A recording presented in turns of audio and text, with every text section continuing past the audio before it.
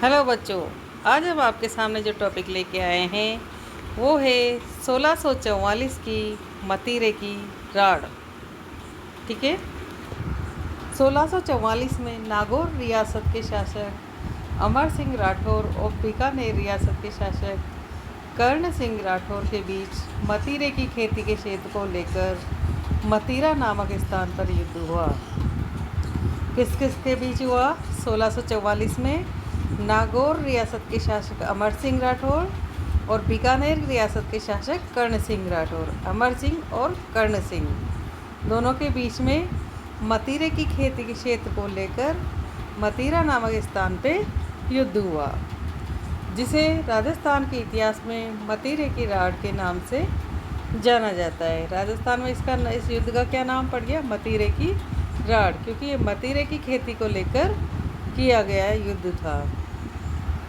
इस युद्ध में कर्ण सिंह की विजय हुई और अमर सिंह राठौर वीर गति को प्राप्त हुआ। कर्ण सिंह विजय हो गया और अमर सिंह वीर गति को प्राप्त हुआ।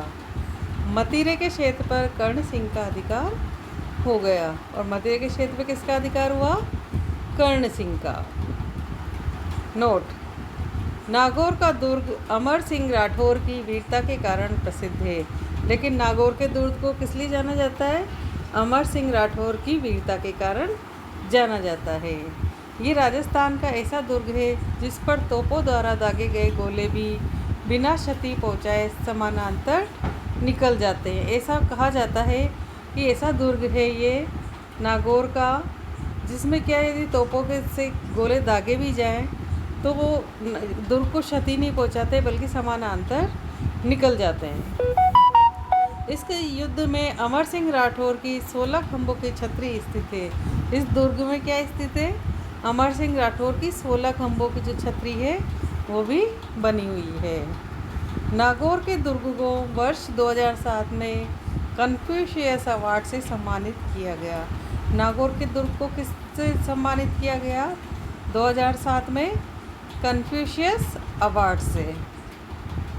बीकानेर नरेश कर्ण सिंह को मुग़ल बादशाह औरंगजेब ने जय जंगलदर बादशाह की उपाधि प्रदान की। जो बीकानेर के नरेश थे कर्ण सिंह, उनको उस समय के जो औरंगजेब बादशाह थे, मुग़ल बादशाह, उन्होंने जय जंगलदर बादशाह की उपाधि दी। किसको? कर्ण सिंह को,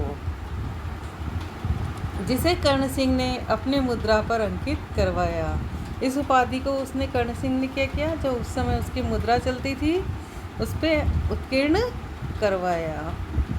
कर्ण सिंह ने कई राजपूत राजाओं का भी नेतृत्व किया था। कर्ण सिंह बहुत बहादुर था और उसने कई राजपूत राजाओं का नेतृत्व किया था। इस कारण कर्ण सिंह को करपबूर्दिया की उपाधि भी प्रदान की गई। इसलिए कर्ण सिंह को कौन सी उपाधि दी? करपबूर्दिया। ठीक है ना, क्योंकि उसने कई राजपूत राजाओं का नेतृत्व किया था, इसलिए करपबूर्दिया की उपाधि उसे दी गई। किसको? कर्ण सिंह को। बीकानेर नरेश कर्ण सिंह को राजस्थान का कर्ण कहा जाता है। इसे क्या कहा जाता है? राजस्थान का कर्ण भी कहा जाता है। बीकानेर नरेश लूणकरण को कलयुग का कर्ण कहा जाता है।